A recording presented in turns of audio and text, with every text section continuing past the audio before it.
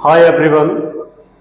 तो जिन बच्चों ने अभी हाल ही में 10th पास किया है और वो फर्दर जेई की तैयारी करना चाहते हैं, इंजीनियरिंग की तैयारी करना चाहते हैं, आईआईटी और एनआईटी जैसे इंस्टीट्यूशंस से इंजीनियरिंग कंप्लीट करना चाहते हैं और ये उनका सपना है, तो ऑब्वियसली उन्होंने किसी न किसी अच्छे कोचिंग इंस्टीट्यूट्स में एडमिशन ले लिया होगा या बहुत जल्द एडमिशन लेने वाले होंगे।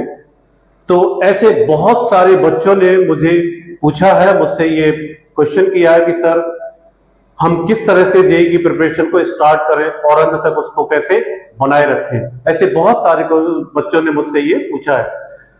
ऑब्वियसली ऐसे बहुत सारे बच्चों का जो इस तरह की तैयारी में इन्वॉल्व होना चाहते हैं, तैयारी करना चाहते हैं, अभी देखने को क्या मिलता है कि उनका जो इनिशियल जोश होता है बहुत हाई होता है, बहुत जोश में होते हैं, वो बहुत एनर्जेटिक होते हैं, बहुत जज्बा होता है उनमें करने का और ऑब्वियसली वो करते भी हैं। बट केवल जोश से बच्चों यहाँ पर सिलेक्शन नहीं होता है, जोश के साथ साथ हमें बहुत ही अच्छी प्लानिंग और बहुत ही कंक्रीट स्ट्रेटजी की जरूरत होती है, तभी जाके हम इन एग्जाम्स में सक्सेस हो पाते हैं, स्कोर कर पाते हैं। तो आइए आज हम इसी के बारे में आपके साथ बात करने आए हैं, बात करेंगे कि जेई की प्रिपरेशन हमें किस तरह से शुरुआत करनी चाहिए। तो आइए शुरू करते हैं। आज का हमारा टॉपिक यही है कि हाउ टू प्रिपेयर जेई। तो सबसे पहला जो इसमें पॉइंट है कि हमें किस तरह से अपनी तैयारी को स्टार्ट करना चाहिए और क्या ध्यान रखना चाहिए कि क्या करें क्या ना करें। यहां पर बहुत जरूरी ये है, क्या करें से ज्यादा जरूरी ये होता कि क्या ना करें।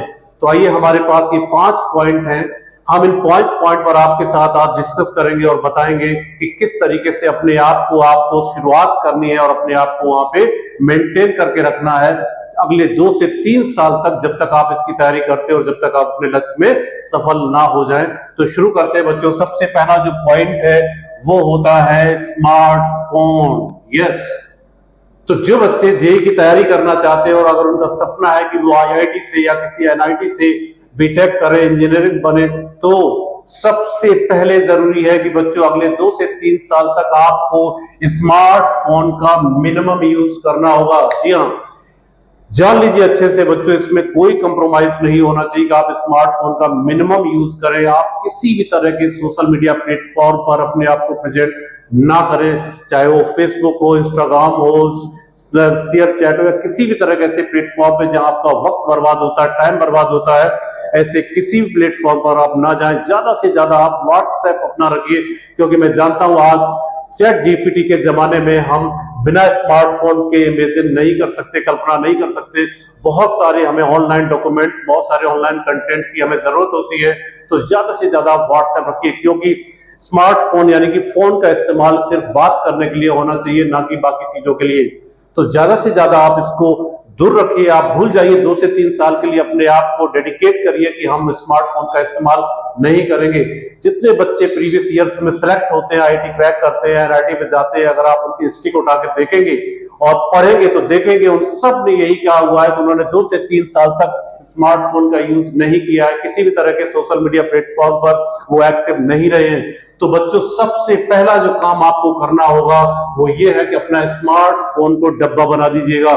बिल्कुल, आप उसको अलग करिएगा, बहुत जरूरी हो तभी उसका इस्तेमाल करिएगा और बहुत वाइज यूज करिएगा। हम ये नहीं कहते कि इससे सिर्फ नुकसान ही है, इससे बहुत सारा फायदा भी उठाया जा सकता है, इसका बेनिफिट भी लिया जा सकता है। आजकल के टाइम पे नेट का होना बहुत जरूरी है, इंटरनेट का होना बहुत जरूरी है। इंटरनेट के माध्यम से हम बहुत सारे कंटेंट को जो है रिसीव कर सकते हैं और उससे बेनिफिट उठा सकते हैं, नो डाउट। तो उसका वाइज एप्लीकेशन होना जरूरी है, आलतू फालतू के कामों में इसका इस्तेमाल बिल्कुल ना करें बच्चों।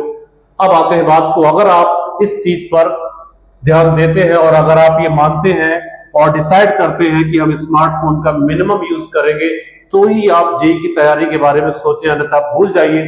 जेई में आपका कुछ भी नहीं होने नहीं जा रहा है। हर साल मैं सैकड़ों बच्चों को देखता हूं, वो इसी लत की वजह से अपने ड्रीम को ड्रॉप करना पड़ता है और बैक टू पवेलियन उनको जाना पड़ता है। पेरेंट्स का भी पैसा बर्बाद करते हैं, खुद को भी धोखा देते हैं और पेरेंट्स को भी धोखा देते हैं। तो ये गलती बच्चों आप यहां से ना करें, क्योंकि आप शुरुआत कर रहे हैं, अभी आप 10th से 11th मूविंग है और ये सब चीजें आपको शुरुआत से ही ध्यान रखती है। चलिए शुरू करते हैं। दूसरी बात, दूसरा होता है कि अब आप जिस एग्जाम में जा रहे हैं, जिस एग्जाम की तैयारी करने जा रहे हैं, उस एग्जाम को यानी कि जेई एग्जाम क्या होती है और उसका पैटर्न क्या होता है, ये जानना बहुत जरूरी है। मैं हमेशा अपने बच्चों से कहता हूं कि जिस एग्जाम में आप अपियर होना चाहते हैं, अगर उस एग्जामिनेशन को आप समझते नहीं, उसको जानते नहीं, तो उसमें अपियर होना नहीं चाहिए आपको। उसमें अपियर होने का कोई फायदा नहीं होता, सिर्फ it is a wasting of time and the money. So सबसे पहले अगर आप जेईई की तैयारी करना चाहते हैं तो सबसे पहले आपको जेईई एग्जाम को जानना चाहिए, जेईई एग्जाम को समझना चाहिए। तो जहां पर भी आप पढ़ रहे हैं वहां के टीचर्स आपको ये बात बता रहे होंगे, बताते होंगे कि जेईई एग्जाम क्या होता है और उसका पैटर्न क्या होता है। जैसे आप जेईई मेन की बात करते हो या जेईई एडवांस की बात करते हो तो दोनों एग्जामिनेशन का पैटर्न डिफरेंट होता है बच्चों। तो सबसे पहला आपका काम है कि जेईई एग्जामिनेशन का जो पैटर्न है, जेईई मेंस का और जेईई एडवांस का, वो पैटर्न सबसे पहले आप क्लियर करें अपने टीचर से कि वो किस तरह का पैटर्न होता है। नेचुरली वो आपको बताते भी होंगे, उनकी लायबिलिटी होती है, वो बताते हैं कि जैसे अगर हम जेईई मेन की बात करते हैं तो जेईई मेन में हम देखते हैं कि उसमें सिंगल करेक्ट आंसर होते हैं, जो है न्यूमेरिकल बेस्ड क्वेश्चंस भी होते हैं। और अगर हम जेईई एडवांस की बात करते हैं तो जेईई एडवांस में आपको पता है कि 2 पेपर होते हैं और वहां पे वेरिएबल पैटर्न होता है। जेईई एडवांस में कुछ भी फिक्स नहीं होता है बच्चों, उसमें हर साल आपका पैटर्न भी चेंज होता है और आपके मैक्सिमम मार्क्स भी चेंज होते हैं, आपकी जो मार्किंग स्कीम है वो भी वेरिएबल होती है, वो भी बदलती रहती है। बट सारे पैटर्न आपको नॉलेज होनी चाहिए कि किस तरह के सारे पैटर्न्स होते हैं। तो अगर हम जेईई एडवांस की बात करें तो उसमें सिंगल करेक्ट क्वेश्चंस होते हैं, मल्टीपल करेक्ट क्वेश्चंस होते हैं, आपके कॉम्प्रिहेंसिव बेस्ड क्वेश्चंस होते हैं, आपके मैथ कॉलम्स बेस्ड क्वेश्चंस होते हैं और न्यूमेरिकल वैल्यू बेस्ड क्वेश्चंस भी होते हैं। और उनकी जो मार्किंग स्कीम है वो भी वेरिएबल होती है। जैसे जेईई मेंस में हमारा फिक्स होता है कि जेईई मेंस में हमारा जो है 4-1 की स्कीम होती है, बट जेईई एडवांस में वेरिएबल स्कीम होती है। तो कहने का मतलब ये है कि मैं इसमें बहुत ज्यादा डिटेल में इसलिए नहीं जा रहा हूँ, वीडियो बहुत लंबा हो जाएगा। ये सारी चीजें आपको अपने उस प्लेस से जहां पढ़ते वहां से क्लियर आपको सबसे पहले करनी है। तैयारी शुरू करने से पहले आपको जेईई के एग्जाम को अच्छी तरह से जानना होता है, समझना होता है, उनके पैटर्न को समझना होता है, कितने पेपर होते हैं, टाइम क्या होता है, कितने पीरियड का आपका पेपर होता है ना, कितने सेक्शंस होते हैं, ये सब चीजें आपको वहां पे जाननी होती है। उसके बाद आती है कि बात कि how to solve the examination criteria, क्या होता है सिलेक्शन का, किस तरह से जेईई के एग्जाम्स को लिखा जाता है, किस तरह से प्रॉब्लम सॉल्विंग अप्रोच रखी जाती है सो दैट कि हम ज्यादा से ज्यादा स्कोर कर सके और अपने सिलेक्शन को कंफर्म कर सके। तो ये सब भी आपके में जो मेंटर्स है, टीचर्स है, वो आपको बताते हैं किस तरह की है आपको स्ट्रैटेजी फॉलो करनी होती है। जैसे मैं अगर बात करूं तो एक सबसे बड़ी स्ट्रैटेजी होती है कि आपको इन एग्जाम्स को क्लियर करने के लिए आपको स्पीड बहुत रखनी होती है, आपको अपने आप को स्पीड अप रखना होता है, यानी बहुत ज्यादा स्पीड की जरूरत होती है। और स्पीड के साथ साथ आपको एक्यूरेसी भी रखनी पड़ती है।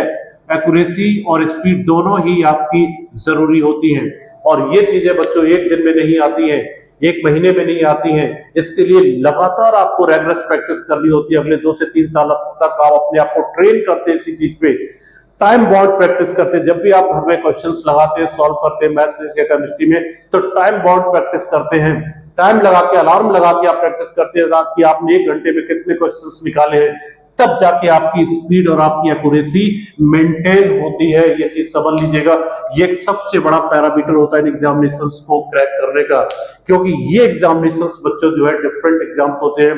इनको आप अपने स्कूल एग्जाम या बोर्ड एग्जाम से कंपेयर बिल्कुल ना करें, राइट। इन एग्जामिनेशंस को सॉल्व करने का क्राइटेरिया बिल्कुल डिफरेंट होता है, इनके आंसर्स लिखने का क्राइटेरिया बिल्कुल डिफरेंट होता है। यहाँ पे बहुत सारी मल्टीपल अप्रोच आपको लगानी पड़ती है एक साथ, तब जाके हम इन पेपर्स को, इन क्वेश्चंस को सॉल्व कर पाते हैं। तो ये सारी चीजें आपको स्टार्टिंग में ही अपने टीचर्स से, अपने मेंटर से समझनी होती है कि सर क्या स्ट्रेटजी रखनी होती है एग्जामिनेशन को सॉल्व करने के लिए।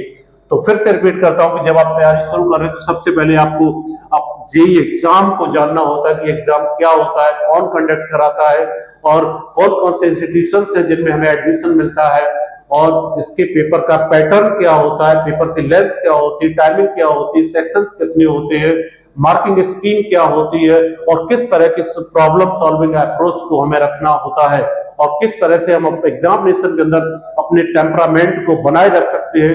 ये सारी चीजें आपको आपके टीचर आपको टाइम टू टाइम गाइड करते, बताते हैं और उस पर आपको ट्रेन करते हो और आपको ट्रेन होना भी चाहिए। अगर आप कैजुअल मैनर में रहेंगे, अगर आप बात को फॉलो नहीं करेंगे अपने टीचर्स को, तो आप रिजल्ट नहीं दे पाएंगे, आउटपुट नहीं दे पाएंगे। तो यहां पर जैसे एक पैरामीटर मैंने बताया कि स्पीड और एक्यूरेसी बहुत यहां पे जरूरी होती है। नेगेटिव मार्किंग एक बहुत बड़ा चैलेंज होता है बच्चों, यहाँ पे सबसे बड़ा चैलेंज आपका यही होता है नेगेटिव मार्किंग का, क्योंकि यहाँ पर नेगेटिव मार्किंग इन एग्जामिनेशंस में होती है। तो यहाँ पर आपको हमेशा ही रिकमेंड किया जाता है, हमेशा ही सजेस्ट किया जाता है कि आप उन्हीं क्वेश्चंस को अटेम्प्ट करके आए जिन पर आप 100% श्योर हो कि ये हमारा करेक्ट है। कहीं पर भी गैस या तुक्का लगाने की कोशिश ना करें, क्योंकि नेगेटिव मार्किंग से आप अपने स्कोर को डाउन कर देंगे और आपका वहां पे अच्छी रैंक या अच्छी परसेंटाइल नहीं बनेगी, ध्यान रखिएगा। दूसरी बात आती है बच्चों सिलेबस की। अगर आपने पैटर्न समझ लिया, एग्जाम समझ लिया क्या होता है, अब आपको तैयारी करनी है, तो आपको एक पर्टिकुलर सिलेबस आपको पढ़ना होता है। सिलेबस वही होता है जो एनसीईआरटी ने डिजाइन किया हुआ है आपके एग्जाम, स्कूल एग्जाम्स के लिए, चाहे वो 11th हो चाहे 12th हो। तो 11th 12th का जो सिलेबस होता है वही सिलेबस यहाँ पर भी रहता है, बट इसकी डेप्थ बहुत ज्यादा होती है। तो अगर हम देखें कि आपका तीनों सब्जेक्ट की बात करें, तो चाहे वो फिजिक्स हो, चाहे वो केमिस्ट्री हो, चाहे वो मैथ्स हो, तो इन तीनों का जो सिलेबस है वो अपने टीचर्स के साथ पहले आप डिस्कस करें कि क्या सिलेबस है यहाँ पे जो आपको पढ़ना होता है, और इस सिलेबस को वेटेज वाइज कैसे हमें देखना होता है, सो दैट कि हम वेटेज वाइज उसको इंपॉर्टेंस दे सकें और चीजों को उस तरीके से कर सकें। जैसे अगर मैं मैथ्स की बात करूं, तो मैथ्स में ये 3 यूनिट जो होते हैं वो मेजर वेटेज रखते हैं इन एग्जामिनेशंस में। जैसे एक होता है अलजेब्रा, सेकंड होता है बच्चों कोऑर्डिनेट, ज्योमेट्री, और तीसरा होता है बच्चों कैलकुलस।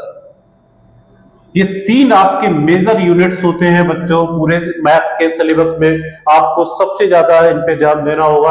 अगर ये 3 यूनिट आपकी साउंड है, इनमें आप अपने आप को बहुत प्रोफिशिएंट फील करते हैं, तो नो डाउट आपके सिलेक्शन होने के चांस, आपके एग्जाम के क्रैक होने के चांस आपके बढ़ जाते हैं। तो ये 3 सबसे मेजर यूनिट होती है, जिसमें ये 2 टॉपिक हैं बच्चों वो 11th के होते हैं, और ये टॉपिक आपका जो है वो 12th का होता है।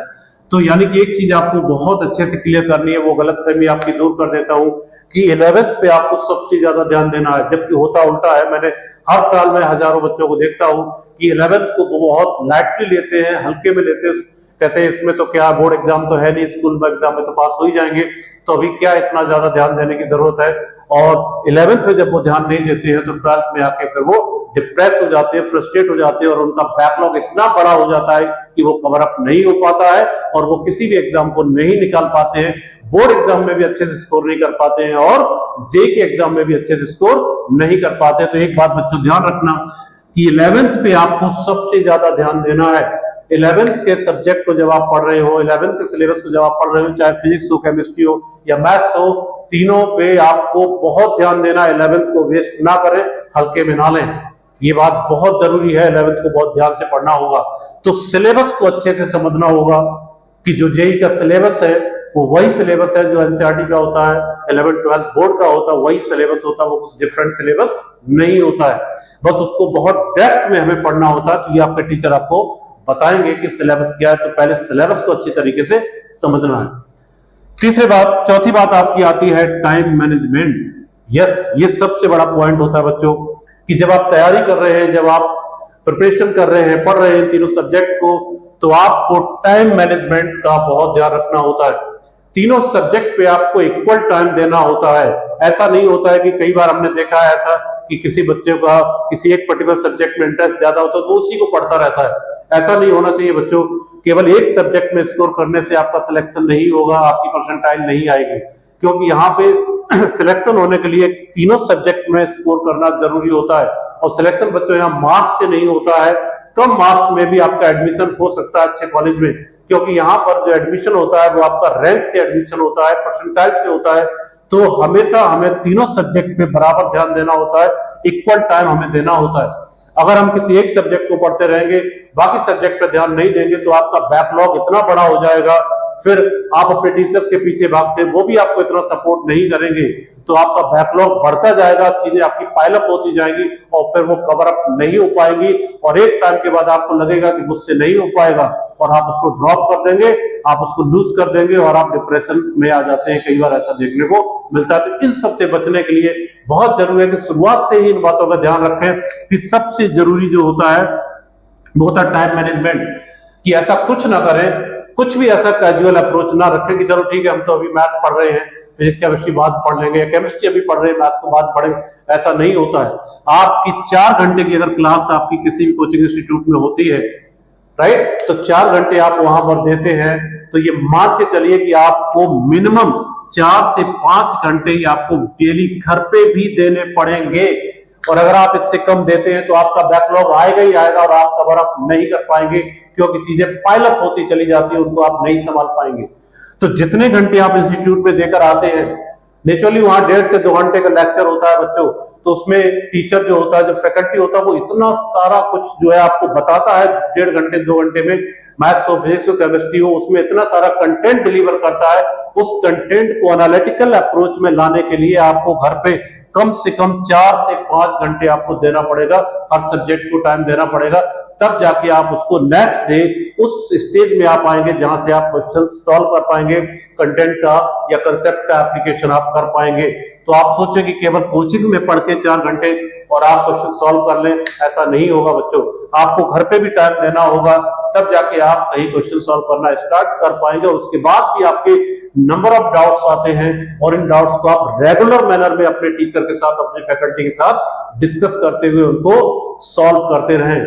डाउट्स का जो है सॉल्व होना बहुत जरूरी होता है, तो डाउट्स को रेगुलर मैनर में जाके अपने कोचिंग्स में, अपने इंस्टीट्यूट में जाके उसको सॉल्व करते रहें। तो टाइम मैनेजमेंट का बहुत ध्यान रखना होता है, तीनों सब्जेक्ट पे आपको बराबर ध्यान देना होगा।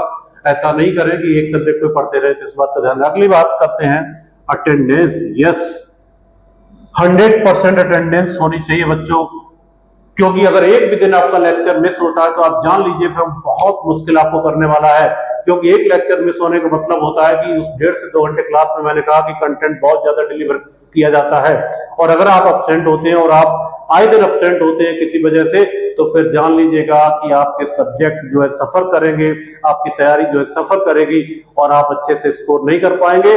जो टेस्ट होंगे उनमें आप स्कोर नहीं कर पाएंगे। जैसे जैसे आपके टेस्ट स्कोर कम होते, वैसे वैसे आप डिप्रेस होते जाते हैं, फ्रस्ट्रेट होते जाते हैं। तो अटेंडेंस का बहुत ध्यान रखना होता है। 5वां पॉइंट हमारे ये कि आपको जहां पर भी आप पढ़ते हो वहां पे 100% अटेंडेंस देने की कोशिश करें। हाँ, कोई अर्जेंट केस है तो होता है, नेचुरली आप बीमार हो सकते हैं, और भी रीजन हो सकते हैं, वो एक अलग बात है, बट उसका जो बैकलॉग है वो तुरंत जाके क्लियर करना होगा, बैकलॉग नहीं रखना होगा।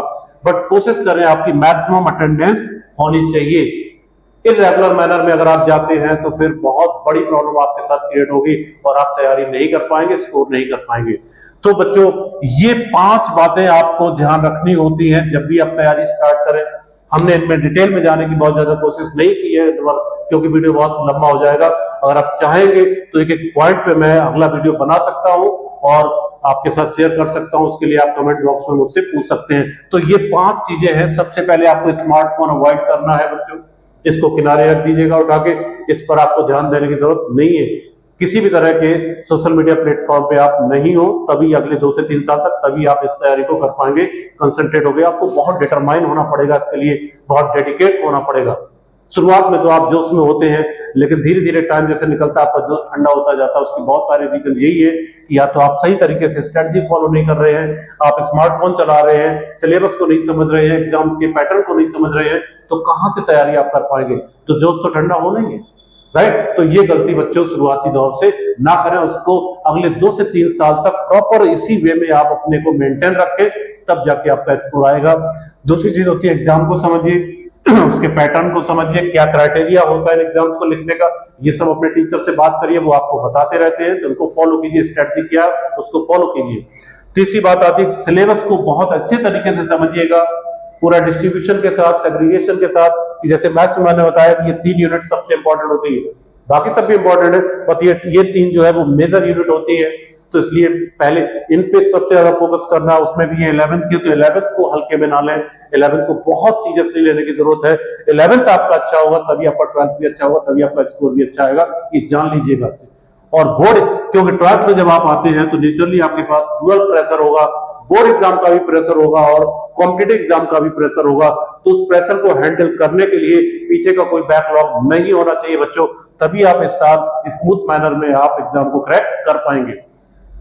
चौथा पॉइंट जो होता है मैंने कहा टाइम मैनेजमेंट है, तो टाइमली आप इन तीनों सब्जेक्ट को करेंगे, इक्वल टाइम देंगे। हाँ, 19-20 चल सकता है, बट बहुत ज्यादा नहीं कि एक सब्जेक्ट को 3 घंटे दे रहे, दूसरे सब्जेक्ट को आप आधा घंटा भी नहीं देते। इस तरह से आप मिसमैनेज ना करें टाइम को, नहीं तो मुश्किल खड़ी हो जाएगी। तो तीनों सब्जेक्ट पे फुल टाइम दीजिए। उसके बाद हमने कहा attendance, yes we very punctual, we very regular at your coaching institutes और क्लासेस, जहां पर भी आप पढ़ते हैं आपको अटेंडेंस 100% रखने की कोशिश करिएगा, मैक्सिमम अटेंडेंस रखने की कोशिश करिएगा। तो ये हमने 5 पॉइंट बच्चों आज आपको बताए हैं। आपने पूछा था कि तैयारी को कैसे शुरुआत करनी चाहिए, इन बातों को आप फॉलो जरूर कीजिएगा। आई होप कि आपको मेरी बातें अच्छी लगी होंगी, समझ में आई होंगी। तो अगर आपको मेरी बातें समझ में आई है, ठीक लगी है, तो इसको शेयर कीजिए, लाइक कीजिए। और एक बात और, हमारे चैनल को सब्सक्राइब जरूर करिएगा। Thank you.